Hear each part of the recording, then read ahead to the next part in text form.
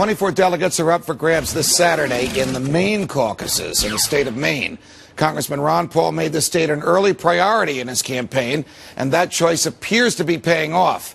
My next guest is a state representative from Maine who not only endorsed Congressman Paul, he has marshaled 10 of his fellow legislators to join him in Ron Paul's quest to take the Republican nomination for president. With us now is Maine Representative Aaron Libby. Aaron, it's a pleasure. Welcome to Freedom Watch. Thank you, Judge.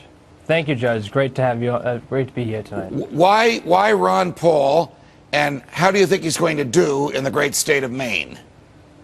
Well, we look at candidates, look at consistency. Ron Paul has been consistent for 30 years.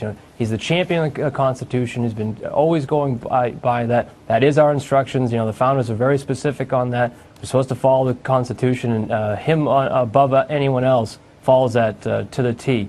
The enthusiasm is great in the state of Maine. We're really looking for someone to, cut down this federal spending.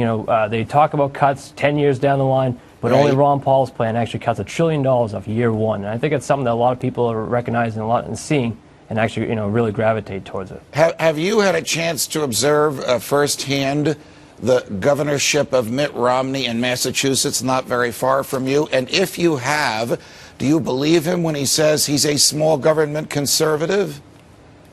Well, you definitely see it. Obviously being in northern New England, you see the things, spending in Massachusetts.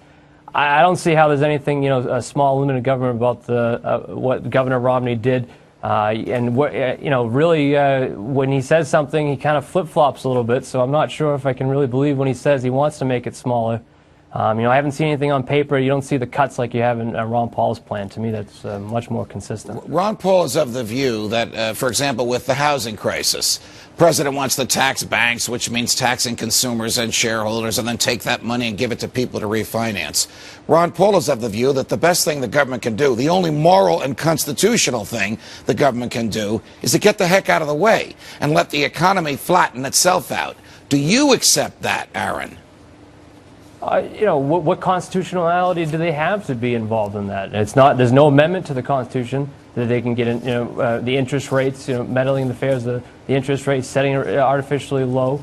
You can't plan an economy. You can't. Centralized planning does not work. Hundreds of years of monetary policy will show you that centralized planning does not work. We need only the free market can make these decisions. Not one person, not a group of people. Only the free market. Aaron Libby, thank you for joining us, and thank you.